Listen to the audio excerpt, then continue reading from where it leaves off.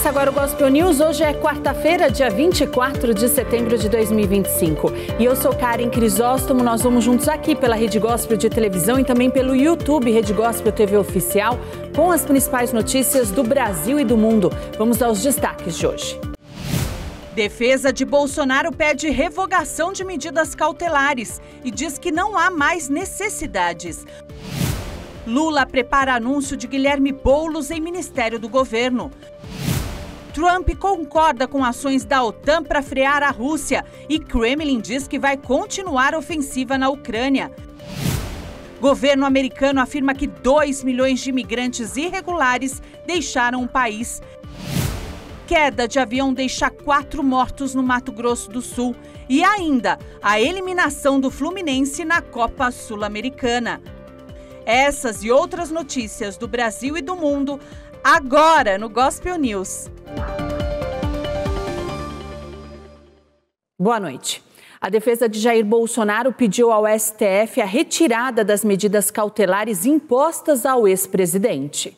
O pedido acontece após a denúncia contra o deputado federal Eduardo Bolsonaro, filho do ex-presidente, e o jornalista Paulo Figueiredo. Os dois foram denunciados pela Procuradoria-Geral da República, acusados de atuar nos Estados Unidos para intimidar as autoridades brasileiras e impedir o andamento da ação penal contra o ex-presidente. O advogado Paulo Cunha Bueno disse que, como a denúncia foi oferecida pela PGR sem um pedido de acusação do ex-presidente, não há necessidade de medidas cautelares, já que ele não é alvo de uma ação penal no âmbito dessa investigação. Bolsonaro está em prisão domiciliar desde 4 de agosto, por decisão do ministro Alexandre de Moraes. O ministro do Supremo Tribunal Federal, Flávio Dino, foi eleito para ocupar a presidência da primeira turma do STF a partir do dia 1º de outubro. Dino assume a posição de Cristiano Zanin e vai ficar no posto por 1 ano. O ministro será responsável por marcar as datas dos julgamentos dos outros réus acusados de tentativa de golpe. E o governo Lula está prestes a anunciar um antigo nome da esquerda para o cargo de ministro. O deputado Guilherme Boulos deve assumir a Secretaria-Geral da Presidência nas próximas semanas. O presidente Lula reuniu no último sábado dirigentes e parlamentares do PT no Palácio do Planalto e comentou sobre a ida de Boulos para a Esplanada. Em Brasília, a informação que circula é de que Guilherme Boulos deve assumir a Secretaria-Geral da Presidência, mas o martelo ainda não foi batido. Um dos problemas é onde acomodar o atual ministro da Secretaria-Geral, Márcio Macedo. Também há resistência de setores do PSOL e do PT à ida de Boulos para o ministério. Integrantes do governo e aliados no Congresso avaliam que a entrada do deputado psolista ocorre em um momento em que a esquerda precisa se reorganizar, nas redes e nas ruas, de olho nas eleições do ano que vem. O relator do projeto da dosimetria, o deputado Paulinho da Força, começou a se reunir com as bancadas dos partidos para discutir um texto alternativo à anistia.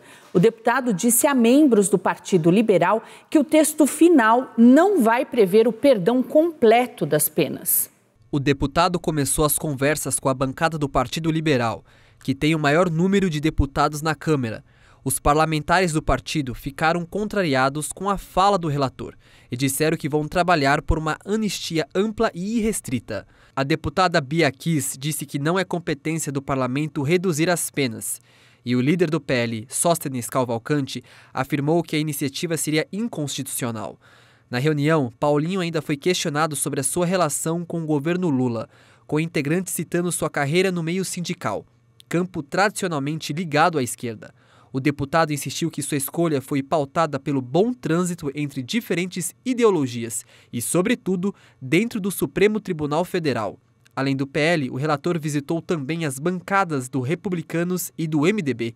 O líder do Republicanos, Gilberto Abramo, afirmou que os deputados querem um parecer do relator e defendeu um projeto diferente ao da anistia ampla. Depois, Paulinho se reuniu com o MDB e disse que o partido se posicionou com unanimidade a um texto que trate de redução de pena. Donald Trump e o presidente da Ucrânia, Volodymyr Zelensky, conversaram sobre a guerra com a Rússia. O republicano concordou que membros da OTAN devem derrubar aeronaves russas em caso de violação do espaço aéreo.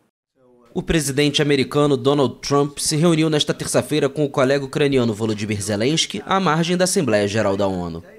Entre os assuntos debatidos esteve o aumento da tensão entre OTAN e Rússia nas últimas semanas, depois que diversos dispositivos de Moscou, como caças e drones, foram detectados sobrevoando sem permissão o espaço aéreo de países do leste da Europa. Questionado por um repórter se acreditava que os membros da aliança militar deveriam derrubar as aeronaves russas em caso de violação do território, o republicano respondeu afirmativamente. Nesta terça-feira, o governo dinamarquês denunciou um sobrevoo de drones que provocou o fechamento temporário do aeroporto de Copenhague, classificado como o ataque mais grave contra a infraestrutura crítica do país. Apesar da primeira-ministra Mette Frederiksen ter vinculado o episódio às recentes incursões de drones e aviões supostamente russos nos espaços aéreos de outros países da OTAN, o secretário-geral da aliança, Mark Rutte, colocou panos quentes. Eu acabei de falar ao telefone com a primeira-ministra dinamarquesa. Claro, agora a conversa sobre 4 grandes drones que causam 3 grandes drones, criando grandes dificuldades no espaço aéreo dinamarquês, incluindo o aeroporto da capital. E os dinamarqueses estão neste momento exatamente avaliando o que aconteceu para entender o que está por trás disso. Estamos em contato muito próximo sobre isso, então é muito cedo para responder a sua segunda pergunta. Reunido em Bruxelas com aliados, Rutte afirmou que uma forte declaração de solidariedade foi emitida, em que condenaram as ações imprudentes da Rússia, que são escalonadas, arriscam erros de cálculo e colocam vidas em perigo. E o presidente dos Estados Unidos afirmou também que a Ucrânia pode recuperar o território perdido para a Rússia. Já o líder ucraniano disse que a China poderia ajudar a pôr fim à guerra. Em um encontro à margem da Assembleia Geral da ONU em Nova York nesta terça-feira, o presidente ucraniano Volodymyr Zelensky esteve com o colega americano Donald Trump.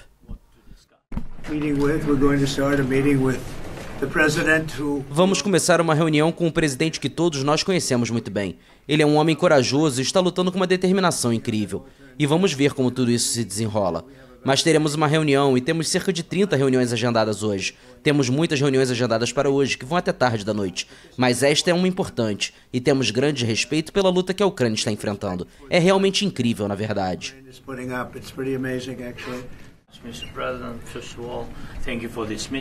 Antes de mais nada, obrigado por esta reunião. Obrigado por seus esforços pessoais para parar esta guerra. Agora mesmo, senhor presidente, eu tenho que dizer que agora mesmo nossas primeiras damas, a primeira-dama da Ucrânia, a primeira-dama dos Estados Unidos, agora mesmo terão uma reunião sobre crianças ucranianas.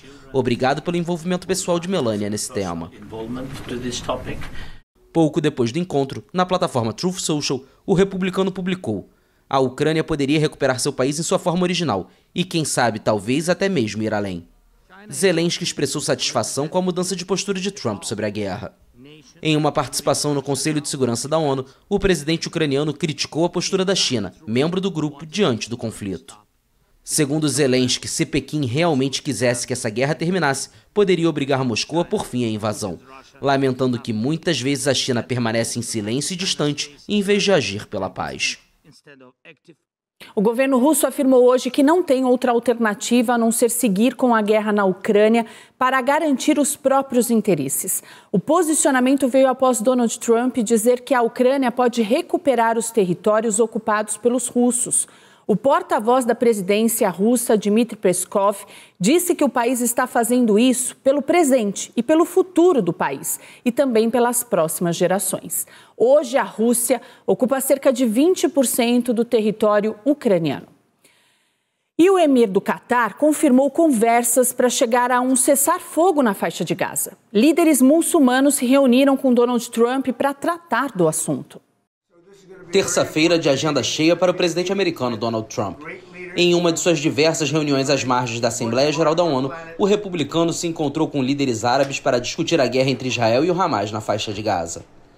Entre os presentes estava o Sheikh Tamim bin Hamad Al Thani, emir do Catar, país mediador junto a Washington do conflito, além de representantes da Arábia Saudita, Emirados Árabes Unidos, Egito, Jordânia, Turquia, Indonésia e Paquistão. A única razão pela qual estamos aqui é para parar a guerra e trazer os reféns de volta. E contamos com você e sua liderança também para acabar com essa guerra e ajudar o povo de Gaza. A situação lá está muito ruim. Então estamos aqui para nos reunir e fazer tudo o que pudermos para parar essa guerra e trazer os reféns de volta. Então, mais uma vez, senhor presidente, muito obrigado por receber todos. Em seu discurso na Assembleia Geral, o Sheikh Qatari disse que continua com os esforços diplomáticos para negociar o fim da guerra em Gaza, apesar do recente ataque de Israel no país, que tinha como alvo lideranças do Hamas que estavam em um centro residencial em Doha, onde mantinham um escritório de representação. Ao contrário da afirmação do primeiro-ministro de Israel, essa agressão não foi um alegado direito de perseguir os perpetradores do terrorismo onde quer que estejam, mas sim uma agressão contra o mediador e um Estado pacificador que dedicou sua diplomacia à resolução de conflitos por meios pacíficos. O emir também acusou Israel de abandonar a ideia de libertar os reféns e afirmou que o governo do primeiro-ministro Benjamin Netanyahu quer continuar a guerra com o objetivo de destruir Gaza para que seja inabitável. O primeiro-ministro do Japão, Shigeru Ishiba, anunciou que o reconhecimento do Estado da Palestina é uma questão de tempo.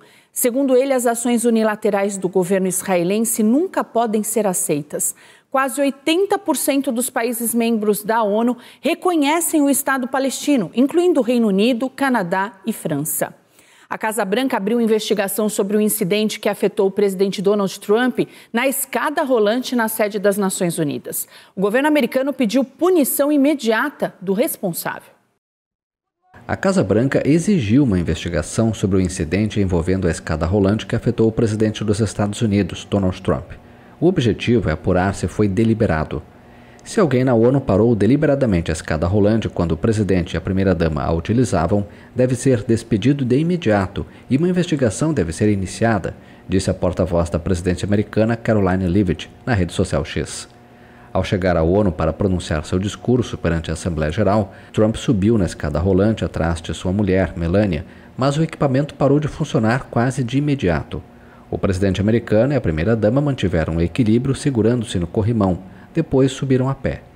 O mecanismo de segurança foi ativado inadvertidamente por alguém que estava à frente do presidente, disse Stéphane Dujarric, porta-voz do secretário-geral da ONU, Antônio Guterres, ao acrescentar que o dispositivo voltou a funcionar posteriormente. O incidente deixou Trump bastante irritado, já que ele é muito suscetível a qualquer contratempo durante suas aparições públicas.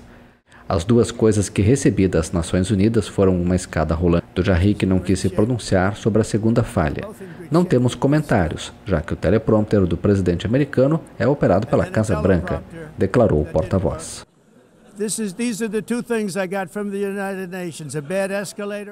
O Departamento de Segurança Interna dos Estados Unidos anunciou que mais de 2 milhões de imigrantes irregulares deixaram o país de forma compulsória ou por vontade própria.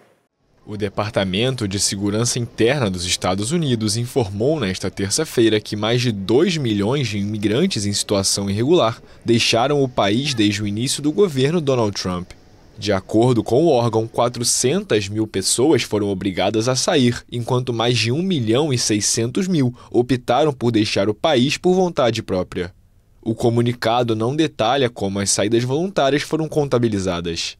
O Departamento de Segurança Interna pegou um aplicativo telefônico lançado pelo governo anterior do democrata Joe Biden para acolher solicitantes de asilo no país e o converteu no início do mandato de Trump em uma ferramenta de autodeportação. Dessa forma, imigrantes sem documentos podiam informar ao governo sua disposição de deixar o país. O número de imigrantes irregulares que entraram nos Estados Unidos ao longo dos 4 anos de governo de Biden é objeto de debate entre especialistas. Na semana passada, o Serviço de Imigração e Controle de Alfândega anunciou que planejava praticamente dobrar seus efetivos após receber mais de 150 mil solicitações de emprego. Este serviço realiza operações em todo o país, o que provoca protestos de organizações de defesa dos migrantes e dos governadores democratas. A luta contra a imigração irregular é um dos pilares do segundo mandato de Trump. Parlamentares franceses apresentam uma proposta solicitando ao Tribunal de Justiça Europeu que se pronuncie sobre a incompatibilidade do acordo comercial entre a União Europeia e o Mercosul. Quase 80 parlamentares franceses apresentaram uma proposta de resolução europeia multipartidária. O objetivo é solicitar ao Tribunal de Justiça Europeu que se pronuncie sobre o que consideram a incompatibilidade do acordo comercial entre a União Europeia e o Mercosul com os tratados europeus. Quando se é presidente da República, é preciso ouvir o que todos os sindicatos agrícolas, todas as associações ambientais, 76% dos franceses e quase todos os parlamentares estão dizendo.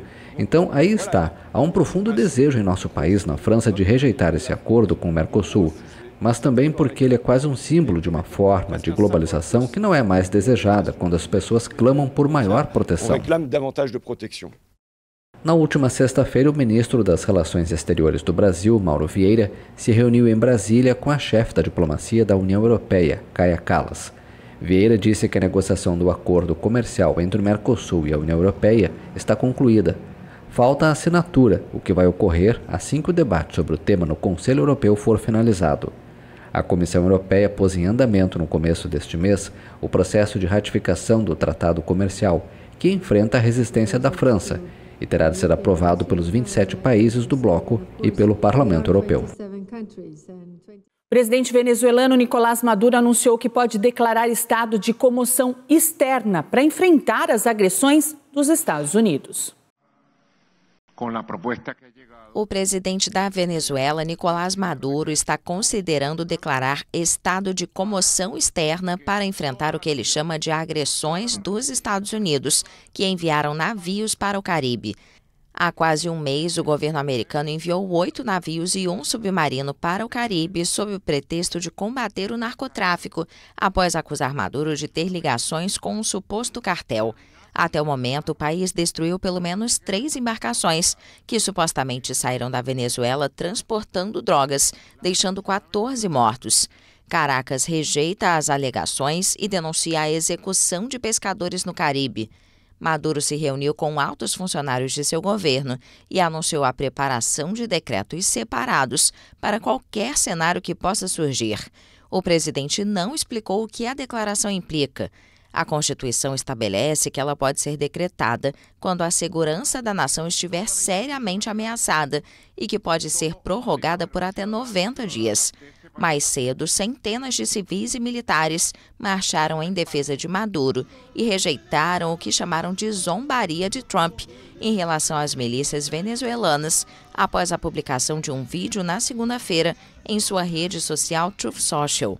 O ministro da Defesa da Venezuela, Vladimir Padrino Lopes, chamou a postagem de Trump de um ato de desacato inaceitável e disse que as mulheres que aparecem no vídeo divulgado pelo presidente dos Estados Unidos foram condecoradas. O super tufão Hagaz atingiu o sul da China nesta quarta-feira. Em Taiwan, o fenômeno deixou 15 mortos. O super tufão Hagaz atingiu o sul da China continental nesta quarta-feira. As autoridades ordenaram o fechamento de empresas e escolas em pelo menos 10 cidades, afetando dezenas de milhões de pessoas. De acordo com a imprensa estatal, a tempestade atingiu a cidade de Yangjiang, na província de Guangdong, após se afastar lentamente de Hong Kong, onde causou fortes ventos e chuvas torrenciais. O Serviço Meteorológico da cidade semi-autônoma retirou o nível de alerta máximo depois que o fenômeno causou uma grande tempestade, com dezenas de árvores caídas e inundações em vários bairros. A região chinesa vizinha de Macau também sofreu inundações generalizadas e ficou sem energia em algumas áreas. Em Taiwan, várias pessoas morreram ou ficaram feridas quando uma barreira de proteção de um lago com décadas de existência se rompeu no condado oriental de Hualien. O supertufão também matou 8 pessoas no norte das Filipinas no início desta semana. E no próximo bloco, queda de avião deixa 4 mortos no Mato Grosso do Sul e agente de limpeza escapa de atropelamento em Aracaju.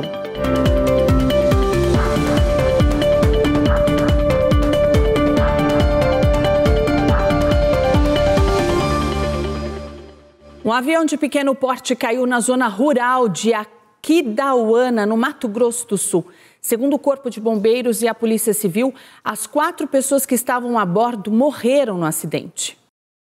De acordo com o Corpo de Bombeiros, o avião arremeteu durante a manobra de pouso. Funcionários que trabalham no local presenciaram o acidente e utilizaram um trator e um caminhão-pipa para chegar à aeronave, que explodiu ao atingir o solo. As vítimas foram identificadas como Marcelo Pereira de Barros, piloto e proprietário da aeronave, um chinês considerado um dos maiores arquitetos do mundo, Luiz Fernando, cineasta, documentarista, e Rubens Crispim Jr., diretor e documentarista. O chinês Kong Jianyu era professor da Universidade de Pequim e diretor do escritório de arquitetura paisagística Turenscape, um dos maiores do mundo.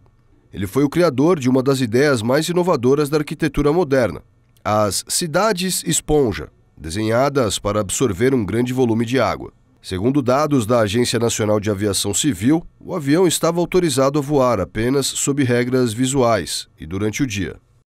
E um vídeo ganhou as redes sociais. Um agente de limpeza escapou de ser atropelado por um carro desgovernado na zona sul de Aracaju. Na sequência, ele se ajoelha para agradecer a Deus pelo livramento. Eric contou que estava sentado na calçada tomando café, enquanto aguardava o ônibus da empresa de coleta de lixo chegar, quando percebeu que um carro em alta velocidade vinha em sua direção. Imagens de câmeras de segurança mostram que ele consegue se levantar rapidamente, escapando do atropelamento. Em seguida, o jovem se ajoelha e começa a rezar. Ainda no vídeo, é possível ver que o carro consegue derrubar uma placa de sinalização que estava próxima a Eric e continua trafegando na via desgovernado. Após o ocorrido, Eric disse que voltou ao estabelecimento comercial próximo onde ele estava e pediu acesso às imagens da câmera de segurança. Ele afirmou que todos os dias reza antes de sair de casa, mas que nesse dia não rezou, e completou dizendo que mesmo assim Deus o livrou. O vereador Hudson Neyron, do PSD, é investigado pela Polícia Civil por suspeita de estuprar uma grávida de 18 anos e 2 adolescentes no município de Normandia, no interior de Roraima. Hudson Neyron Cunha ocupa hoje o cargo de vice-presidente da Câmara Municipal de Normandia, mas pediu afastamento da função por 30 dias após as investigações. Ele se defendeu das acusações e negou os crimes. A minha denúncia, gente, eu já respondi ao Ministério Público. Já tem 6 meses. Uma pessoa que é aliciador, que é estuprador, se ele estiver devendo, ele, com 6 meses eu garanto para vocês que ele está na cadeia, porque é uma das coisas que a justiça trata mais sério. Entendeu? Eu quero dizer para vocês que eu tenho família, eu tenho mulher, eu tenho esposa, eu tenho pai, eu tenho mãe. E eu fui exposto por pessoas que querem fazer politicagem.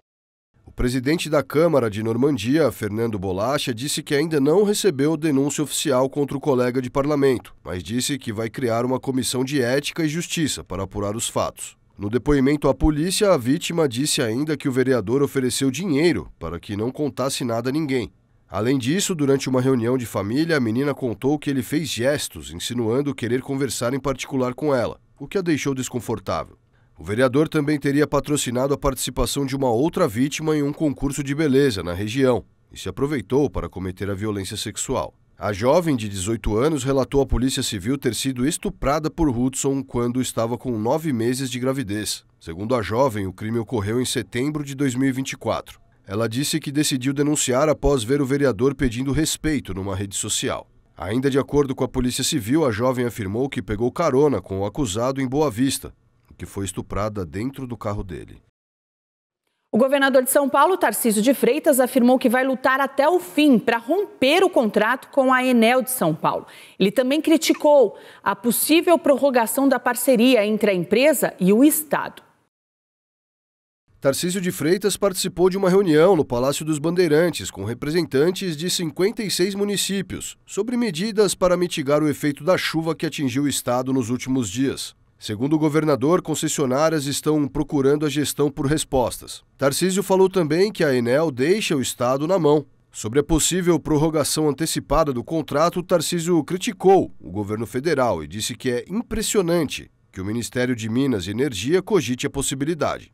Em agosto deste ano, disse que o contrato era extremamente ruim e, se coubesse a ele a decisão, não prorrogaria o contrato. Em outubro do ano passado, disse que a capital continuaria a sofrer com apagões ao menos até o fim da concessão da Enel, caso não houvesse uma intervenção na empresa. Durante o encontro, Tarcísio também disse que vai lutar com todas as forças, até o fim, para varrer a Enel do estado. O atual contrato com a concessionária vence em 2028. A dona de um asilo clandestino na zona norte do Rio de Janeiro foi presa após uma denúncia sobre a morte de uma idosa que vivia no estabelecimento. Segundo a secretaria, fiscais constataram condições insalubres, ausência de profissionais qualificados e falta de alvará de funcionamento. A fiscalização descobriu ainda a falta de alimentos para os idosos. 12 idosos foram levados para abrigos da prefeitura. E a seguir, as medidas da Europa para combater as fraudes online e a eliminação do Fluminense na Copa Sul-Americana.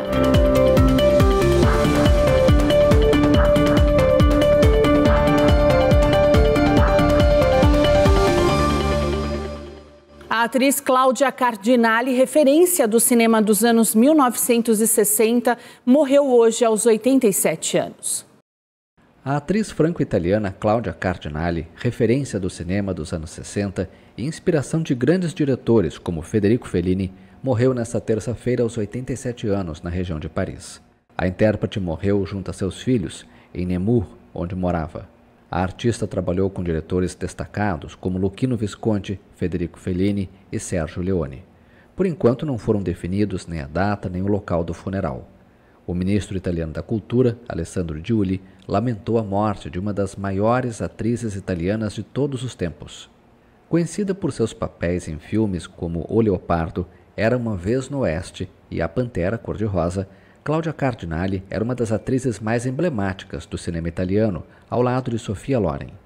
Colaborou com os diretores que promoveram a renovação do cinema italiano, brilhou em Hollywood, na França e até na Alemanha. A atriz iniciou a carreira atuando em filmes italianos, embora falasse mal a língua e com sotaque francês. Também falava árabe e siciliano.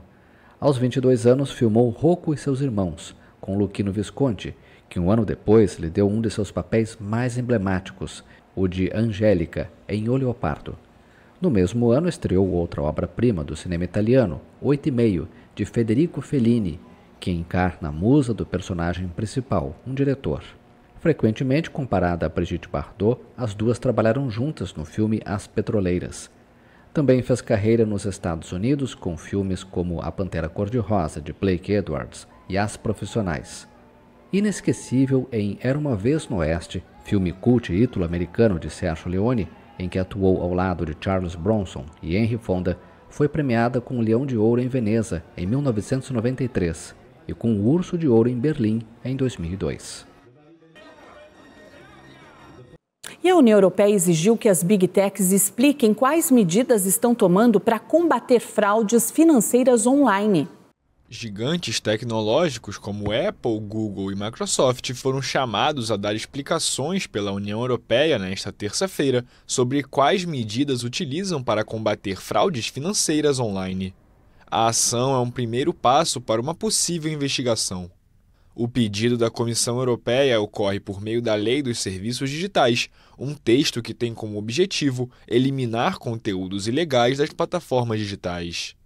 O setor tecnológico americano denuncia alguns conteúdos da lei como censura e o presidente dos Estados Unidos, Donald Trump, ameaçou tomar medidas como retaliação. No entanto, a União Europeia garante que não irá recuar para proteger os cidadãos europeus online. O porta-voz para assuntos digitais do bloco afirmou que este é um passo essencial para proteger os usuários de certos tipos de práticas e para garantir que as plataformas também contribuam. O pedido desta terça-feira pode resultar em uma investigação ou em multas para as plataformas, mas não implica que a lei tenha sido violada ou que haverá uma punição. A ação judicial está relacionada à App Store da Apple, ao Google Play, ao agente de viagens online Booking e ao mecanismo de busca da Microsoft Bing. O bloco europeu suspeita de que essas plataformas e serviços podem ser usadas por golpistas para criar aplicativos falsos ou publicar links para páginas falsas. A Lei dos Serviços Digitais impõe uma forte regulamentação às plataformas online para combater a desinformação, as mensagens de ódio, as falsificações ou os produtos perigosos. E o Fluminense foi eliminado da Copa Sul-Americana. O time de Renato Gaúcho empatou com o Lanús no Maracanã e foi eliminado da Copa Sul-Americana. Agustín Canóbio fez o primeiro aos 20 minutos. Mas no segundo tempo, Dylan Aquino empatou a partida. No jogo de ida, o Lanús havia vencido por 1-0. Após a partida, o treinador Renato Gaúcho pediu demissão e se mostrou bastante irritado com a imprensa na coletiva. O Gospel News desta quarta-feira fica por aqui. Eu desejo a todos vocês uma ótima noite. Amanhã, a partir das 7, nós estamos de volta com as principais notícias do Brasil e do mundo. E até lá, você fica muito bem informado no YouTube Rede Gospel TV Oficial. Uma boa noite a todos e até amanhã.